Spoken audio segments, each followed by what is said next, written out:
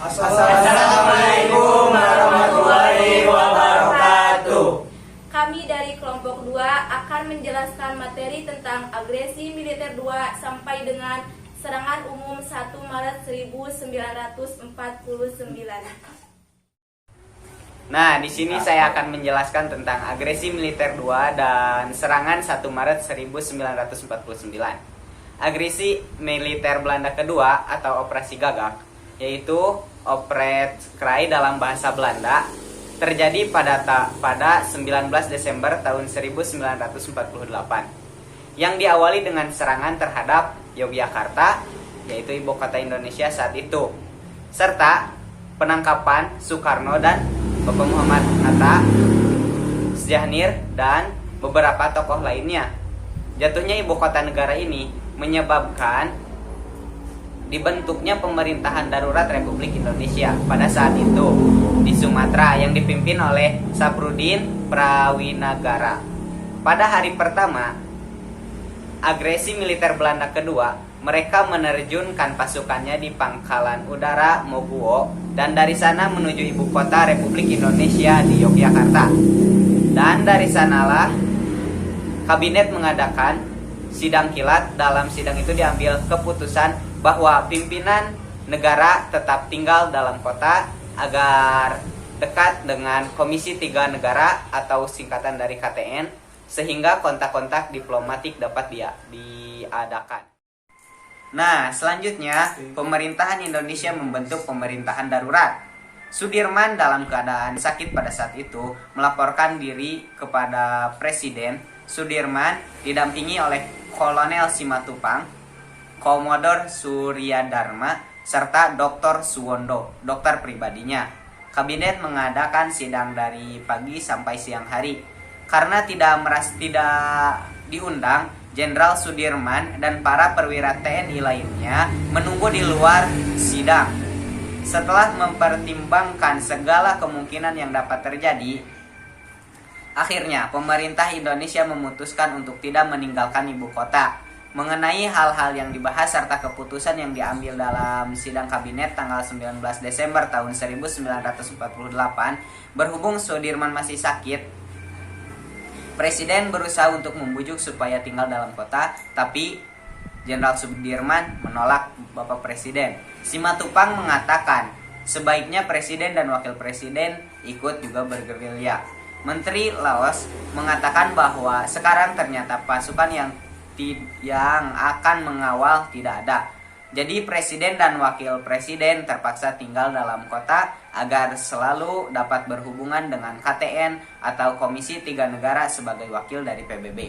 Setelah dipungut suara, hampir seluruh menteri yang hadir mengatakan Presiden dan Wakil Presiden tetap harus berada di dalam kota. Untuk selanjutnya, pengasingan pimpinan Republik. Pada pukul 7 waktu Indonesia Barat, tanggal 22 Desember 1948, Kolonel DRA Van Legend memerintahkan para pemimpin Republik untuk berangkat ke Pelabuhan Udara Yogyakarta untuk diterbangkan tanpa tujuan yang jelas. Selama pelabuhan udara menggunakan pesawat pembom B-25 milik Angkatan Udara Belanda, tidak satupun yang tahu arah tujuan pesawat. Pilot mengetahui arah setelah membuka surat perintah di dalam pesawat. Akan tetapi tidak disampaikan kepada para pemimpin Republik. Setelah mendarat di Pelabuhan Udara Kampung Dol Pangkal Pinang, sekarang Bandara Dapati Amir, para pemimpin Republik baru mengetahui bahwa mereka diasingkan ke Pulau Bangka. Akan tetapi rombongan Presiden Soekarno, Sultan Syahrir, dan Menteri Luar Negeri Haji Agus Salim terus diterbangkan lagi menuju Medan, Sumatera Utara, untuk kemudian diasingkan ke Brastagi dan Parapat. Sementara Dr. Andes Muhammad Hatta, Wakil Presiden RSW Jadharma, Kepala Staf Angkatan Udara Mr. Asaat, Ketua KNIP dan Pangkal Pinang, dan terus dibawa ke Bukit Menumbing Mentok dan dikawal truk bermuatan tentara Belanda dan berada dalam pengawalan pasukan khusus Belanda, Korps Special Trooper. Serangan umum 1 Maret 1949. Serangan umum 1 Maret 1949 adalah serangan yang dilaksanakan pada tanggal 1 Maret 1949 terhadap kota Yogyakarta secara besar-besaran yang direncanakan dan dipersiapkan oleh jajaran tertinggi militer di wilayah Divisi 3 GM3 dengan mengikutsertakan beberapa pucuk pemimpin pemerintah sipil setempat berdasarkan instruksi dari Panglima Divisi 3. Kolonel Bambang Sugeng butuh rujukan untuk membuktikan kepada dunia internasional bahwa TNI berarti juga Republik Indonesia masih ada dan cukup kuat, sehingga dengan demikian dapat memperkuat posisi Indonesia dalam perundingan yang sedang berlangsung di Dewan Keamanan PBB dengan tujuan utama untuk mematahkan moral pasukan Belanda serta membuktikan pada dunia internasional bahwa Tentara Nasional Indonesia TNI masih mempunyai kekuatan untuk mengadakan perlawanan. Soeharto pada waktu itu sebagai Komandan Brigade Ek Wekris 3 turut serta sebagai pelaksana lapang di wilayah Yogyakarta. Latar belakang: kurang lebih 1 bulan setelah agresi militer Belanda II yang dilancarkan pada bulan Desember 1948, TNI mulai menyusun strategi guna melakukan pukulan balik terhadap tentara Belanda yang dimulai dengan memutuskan telepon merusak jalan kereta api, menyerang konvoi Belanda serta tindakan sabotase lainnya. Pemikiran yang dikembangkan oleh Huta Galung adalah perlunya meyakinkan dunia internasional terutama Amerika Serikat dan Inggris bahwa negara Republik Indonesia masih kuat. Ada pemerintahan darurat Republik Indonesia PDRI, ada organisasi TNI dan ada tentaranya. Untuk membuktikan hal ini, maka untuk menembus isolasi harus diadakan serangan spektakuler yang tidak bisa disembunyikan oleh Belanda dan harus diketahui oleh UNCI, United National Commission for Indonesia, dan wartawan asing untuk disebarluaskan ke seluruh dunia. Untuk menyampaikan kepada UNCI dan para wartawan asing bahwa negara Republik Indonesia masih ada, diperlukan pemuda berseragam Tentara Nasional Indonesia yang dapat berbahasa Inggris, Belanda, atau Perancis. Panglima Besar Sudirman menyetujui gagasan tersebut dan menginstruksikan Huta Galung agar berkoordinasi pelaksanaan gagasan Letkol. Dr. Huta Galung masih Panglima Divisi 2 dan 3. Letkol Dr. Huta Galung masih tinggal beberapa hari guna membantu merawat Panglima Besar Sudirman belum kembali ke markasnya di Gunung Sumbing.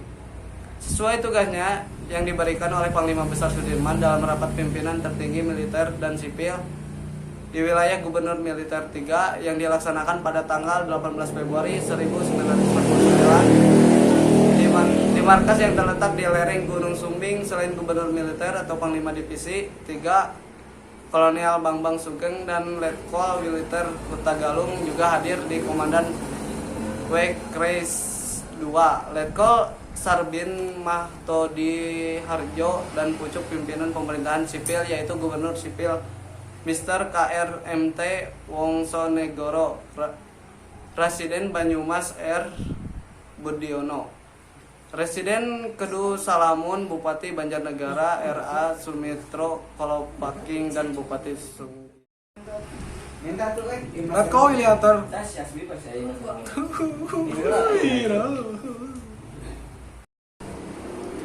Letkol Wiliater Huta Galung yang pada waktu itu juga menjabat sebagai penasihat Gubernur Militer kedua menyampaikan gagasan yang telah disetujui oleh Panglima Besar Sudirman dan kemudian dibahas bersama.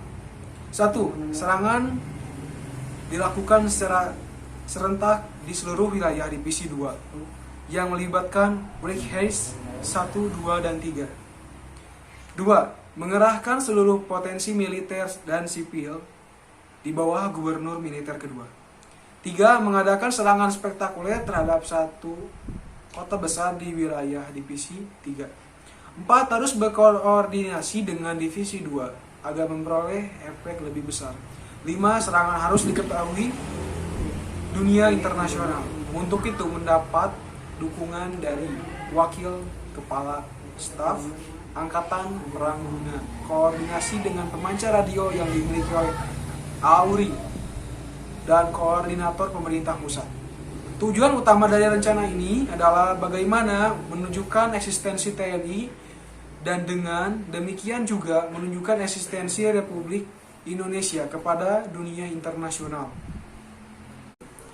3 alasan yang dikemukakan Bambang Sugeng untuk memilih Yogyakarta sebagai sasaran utama adalah Yogyakarta adalah ibu kota Republik Indonesia, sehingga bila direbut walau hanya untuk beberapa jam akan berpengaruh besar terhadap perjuangan Indonesia melawan Belanda. Lalu yang kedua, selain itu, sejak dikeluarkan perintah siasat tanggal 1 Januari 1949 dari Panglima Divisi 3 Gubernur Militer Ketiga untuk selalu mengadakan serangan terhadap tentara Belanda, telah dilancarkan beberapa serangan umum di wilayah Divisi 3. Lalu ketiga, Gubernur Wongsonegoro serta para presiden dan bupati selalu diikutsertakan dalam rapat dan mengambil keputusan. Yang penting kerjasama selama ini sangat baik. Oleh karena itu dapat dipastikan dukungan terutama untuk logistik dari seluruh rakyat. Selanjutnya dibahas pihak-pihak mana serta siapa saja yang perlu dilibatkan untuk skenario tersebut di atas. Dalam kapasitasnya sebagai Wakil Kepala Staf Angkatan Perang, TB Simatupang lebih kompeten menyampaikan hal ini kepada pihak AURI daripada perwira Angkatan Darat. Diperkirakan apabila Belanda melihat bahwa Yogyakarta diserang secara besar-besaran, dipastikan mereka akan mendatangkan bantuan dari kota-kota lain di Jawa Tengah, di mana terdapat pasukan Belanda yang kuat seperti Magelang, Semarang, dan Solo. Jarak tempuh atau waktu Magelang ke Yogyakarta sekitar 3 atau 4 jam. Solo sampai ke Yogyakarta sekitar 5 jam. Dan Semarang sampai ke Yogyakarta sekitar 6 sampai 7 jam. Oleh karena itu, serangan di wilayah Divisi 1 dan 2 harus dikoordinasikan dengan baik sehingga dapat dilakukan operasi militer bersama dalam kurun waktu yang ditentukan, sehingga bantuan Belanda dan Solo dapat dihambat atau paling tidak dapat diperlambat. Pimpinan pemerintahan sipil Gubernur Wongsonegoro, Presiden Budiono, Presiden Salamun Bupati Samidi, dan Bupati Sumitro Kolopaking ditugaskan untuk mengkoordinasikan persiapan dan pasokan pembekalan di wilayah masing-masing. Pada waktu yang bergerilya, para pejuang sering harus selalu pindah tempat, sehingga sangat tergantung dari bantuan rakyat dalam penyediaan pembekalan. Selama perang gerilya, bahkan camat, lurah, serta kepala desa sangat berperan dalam menyiapkan dan memasok pembekalan makanan dan minuman. Bagi para gerilyawan, ini semua telah diatur dan ditetapkan oleh pemerintahan militer setempat. Untuk pertolongan dan perawatan medis diserahkan kepada PMI. Peran PMI sendiri juga telah dipersiapkan sejak menyusun konsep pemerintah siasat Panglima Besar dalam konsep pertahanan rakyat total sebagai pelengkap pemerintah siasat nomor 1 yang dikeluarkan oleh staf operatif Staf tanggal 3 Juni 1948. Sebagaimana telah digariskan dalam pedoman pengiriman berita dan pemberian pemerintah yang sangat penting dan rahasia harus disampaikan langsung oleh atasan kepada komandan pasukan yang bersangkutan. Maka rencana penyerangan atas Yogyakarta yang ada di wilayah Wengkeise 1 di bawah pimpinan Letkol Soeharto akan disampaikan langsung oleh Panglima Divisi 3 Kolonel Bambang Sugeng. Soeharto diberikan perintah untuk mengadakan penyerangan antara tanggal 25 Februari dan 1 Maret 1949 Keputusan tanggal baru dapat ditentukan kemudian setelah koordinasi serta kesiapan semua pihak terkait baru ditentukan antara lain dengan Kol Wiono Peporit Kementerian Pertahanan. Selanjutnya jalannya serangan umum tanggal 1 Maret 1948. Pada hari itu, serangan secara besar-besaran yang serentak dilakukan di seluruh wilayah Divisi 3 dimulai dengan fokus serangan adalah ibu kota. Kerugian di kedua belah pihak adalah dari pihak Belanda tercatat 6 orang tewas dan diantaranya adalah 3 orang anggota polisi. Selain itu 14 mendapatkan luka-luka segera setelah pasukan Belanda melumpuhkan serangan tersebut ke dalam kota menjadi tentram kembali. Perkembangan kontroversi serangan umum 1 Maret sebenarnya latar belakang serangan 1 Maret atas Yogyakarta, ibu kota RI. Waktu itu yang diduduki oleh Belanda tidak perlu menjadi kontroversi selama lebih dari 20 tahun. Apabila beberapa pelaku sejarah tidak ikut dalam konspirasi, memutarbalikan fakta sejarah tersebut, juga apabila meneliti tulisan TB Simatupang saat peristiwa serangan tersebut adalah wakil kepala 2 staf angkatan perang, Simatupang telah menulis secara garis besar mengenai hal-hal seputar serangan tersebut dari mulai perancangan sampai penyebarluasan berita serangan itu. Buku itu pertama kali diterbitkan pada tahun 1960, diterbitkan ulang pada tahun 1980.